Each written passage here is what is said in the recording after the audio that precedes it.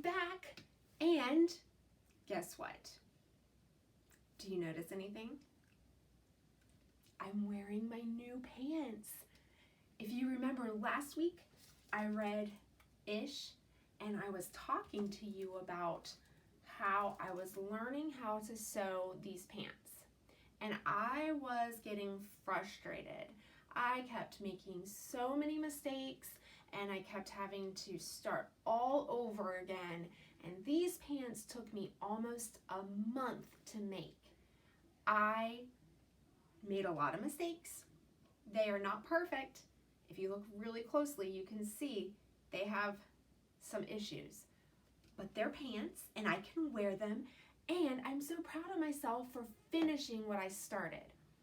Now, I made a whole lot of mistakes, and I'm hopeful that I learned from them, so next pair of pants I make hopefully will be a little bit easier. Today I want to read you this book. It's called The Girl Who Never Made Mistakes. And that girl is absolutely not me. The Girl Who Never Made Mistakes by Mark Pett and Gary Rubenstein. Illustrated by Mark Pett. For Beatrice Bottomwell, Friday began like any other day. She matched her socks, and of course, she put her shoes on their proper feet. She remembered to feed her hamster, Humpert, his favorite food, broccoli. And when she made a sandwich for her brother Carl's lunch, she used exactly the same amount of peanut butter as jelly. When she stepped outside to greet her fans, she didn't forget to say, "Good morning," and "Thank you." They asked if she made her bed. She had. They asked if she forgot to do her math homework. Nope. What about tonight's talent show? They asked. "I'm ready," said Beatrice with a smile. After all, her juggling act had won 3 years in a row. Most people in town didn't even know Beatrice's name. They just called her the girl who never makes mistakes, because for as long as anyone could remember, she never did. Unlike Beatrice, Carl made lots of mistakes. He ate his crayons and drew with his green beans. He danced with his hands and played the piano with his feet. Carl loved to make mistakes. At school, Beatrice was on a cooking team with her 2 best friends, Millie and Sarah. To make their giant rhubarb muffins, they needed 4 eggs. Beatrice went to the refrigerator and carefully chose the biggest, eggiest eggs she could find. But on the way back, her legs slipped out from under her. The eggs went flying. Beatrice was about to make her first mistake. But she didn't. That was close, thought Beatrice. Sorry, Beatrice, I dropped a piece of rhubarb. Oh, okay, Ellie. For the rest of the school day, Beatrice could not stop thinking about her almost mistake. On her way home from school, Beatrice watched Millie and Sarah ice skating in the park. "Come join us," said Millie. "It's fun," said Sarah.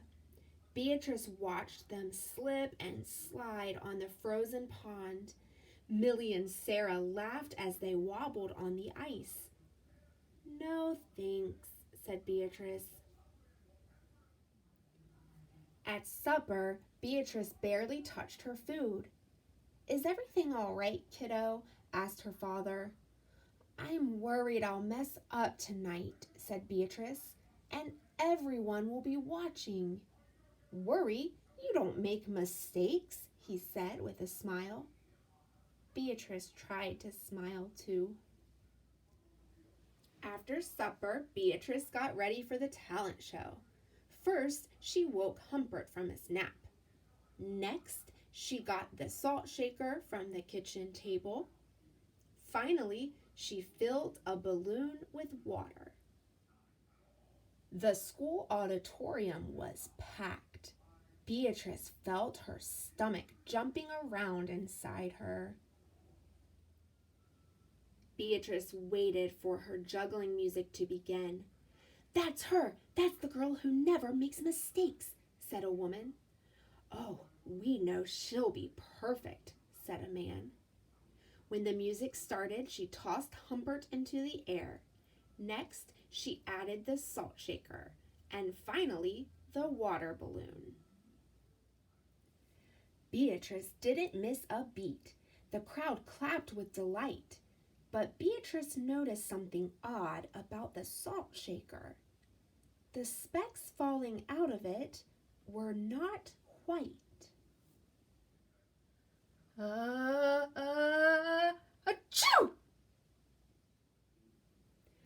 Humpert was so surprised by his sneeze that he grabbed the water balloon with his claws. Kablooey! Humpert, pieces of water balloon, and the pepper rained down on top of Beatrice. For the first time in as long as anyone could remember, Beatrice made a mistake, and it was a big one. The music stopped. Beatrice didn't know what to do. Cry? Run off the stage? The crowd sat stunned. They couldn't believe that the girl who never makes mistakes made a mistake. Beatrice looked up at Humpert. He looked back at her. His hamster fur was soaked and speckled with bits of balloon. Beatrice let out a giggle. The giggle grew into a chuckle, and the chuckle became a laugh.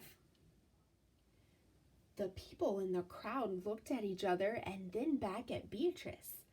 They began to giggle, then chuckle, then finally roar with laughter. Beatrice and the audience laughed until they couldn't remember why they were laughing.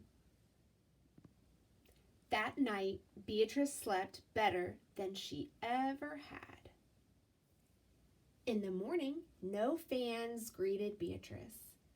When she got dressed, Beatrice, for no reason at all, put a polka dot sock on one foot and a plaid sock on the other.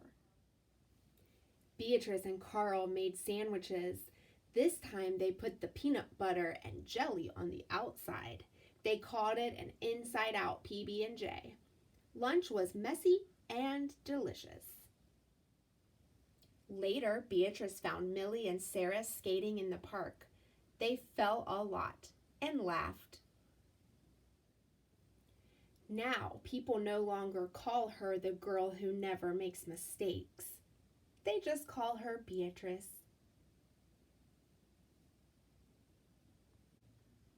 How do you think Beatrice feels about not being called the girl who never makes mistakes anymore? Do you think she likes just being called Beatrice? It is not possible to go through life without making a mistake. Nobody in the world is perfect. That's why there's erasers on our pencils, and that's why, in my case, there's seam rippers when you sew the wrong seam on your clothes. What did Beatrice do when she made a mistake? She laughed about it, right? Sometimes that helps. We talked about last week, if you make a mistake, you might just want to step back and take a little break and come back to it. The book doesn't say for sure, but I bet that Beatrice probably still juggles, and I also wonder if maybe she'll never accidentally get the pepper instead of the salt again. That's the great thing about mistakes. We can always learn from them. All right, I'll be back next week. And until then, stay kind, stay healthy, stay safe. See you later.